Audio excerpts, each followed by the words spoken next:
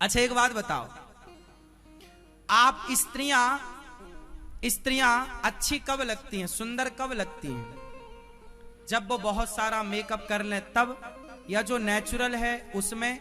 और एक तीसरा और, चाहे स्त्री हो या पुरुष, हमारी सुंदरता मेकअप से नहीं, हमारी स्त्रियों की सुंदरता मेकअप से ज्यादा, आप मेकअप करके भी इतनी अच्छी नहीं लगती हो मेरी माँ, जितनी अच्छी आप मुस्कुराते समय लगती हो, हंसते मुस्कुराते। आपके होठों पर जो नेचुरल मुस्कान है, आपकी जो ब्यूटी है, वो आपकी स्माइल है। आपकी सुंदरता क्या है? आपकी प्रसन्नता। आप स्माइल कर रहे हैं, आप प्रसन्न हैं, ये आपकी सुंदरता है। आप कितना भी सज लो, लेकिन आप जब हंसते हैं तो आप बहुत अच्छे लगते हैं। और विशेष जब स्त्रियां हंसती हैं तो उनके पति को बहुत अच्छी लगती हैं। लेकिन स्त्रियों ने आज तक, स्त्रियां होकर भी एक चीज नहीं सीखी। स्त्रियां जब भी बात करती हैं अपने पति से, किसी मैटर में, घर के मैटर में, सास के, ससुर के, जेठानी के, देवरानी के इत्यादि, तो रोती हुई बात करती हैं, रोती हुई। आप ना पहले आंखों में आंसू भर लेती हो और आंसू भर के फिर बात करती हो।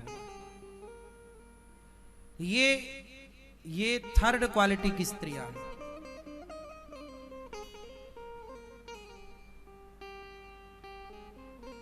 घर की कोई सामान्य बात हो, सास ने कुछ कह दिया आपको और आप पति से बोल रही हो कि आज तुम्हारी माँ ने ये कहा है, तो जो कहा है उसे स्पष्ट कह दो।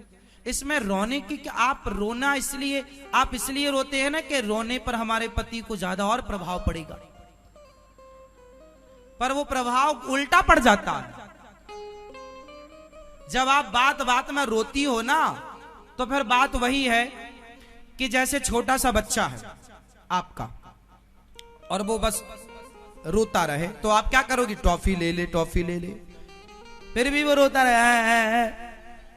फिर आप क्या करेंगी? खिलौना दे, खुन खुन खुन खुन खुन ले, ये इससे खेल, उसे भी फेंक दे। फिर वो क्या कर, तो फिर माँ को क्या आती है? गुस्सा। फिर माँ एक दो जमाती है, ले अब रो तो रहा। और ऐसे ही पति करता है। जो तुम बात बात में रोती हो ना, तो वो पहले समझाता है, ऐसी बता दो, रो मत। लेकिन नहीं, हमें तो रोना है, पहले रो रो के सुनो हमारी बात। तुम्हारी माँ ने ऐसा कह दिया, मैं तुम्हारी भाभी ने ऐसा कह दिया, जेठानी जी ने। तो पति बोला, ये बिना रोए भी तो तुम बता सकती थी, रोके क्यों बोलना है? अच्छा एक बार चलो सुन भी लिया पति ने, कल फिर आया, फिर तुम शुरू, परसों आया, फिर तुम शुरू। तो पति को लगा अच्छा इसकी आदत है ये, तो फिर रो अच्छे से। फिर वो रुलाता है। हंसता हुआ बच्चा होगा तो आप उसे और गुदगुदाएंगे, हंसाएंगे। और एक बात ध्यान रखिएगा, रोता हुआ कोई बच्चा होगा तो लोग उसे और चिढ़ाते हैं, वो और रोता है। रोते हुए को प्रकृति का नियम है, रोते को रुलाया जाता है और हंसते को हंसाया जाता है। अब आप देखो कि आपको शुरुआत रोने से करनी है या हंसने। आप रोएंगे तो आपको रुलाया जाएगा, और आप हंसेंगे।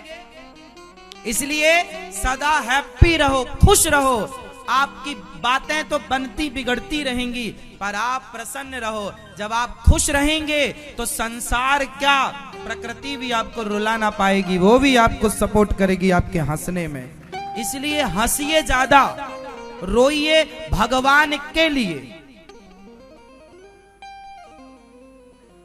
रोइए किसके लिए? मीरा की तरह भगवान के लिए, गोपियों की तरह भगवान के लिए। हंसिए ज्यादा, रोइए कम। लेकिन आप बात बात में रोना,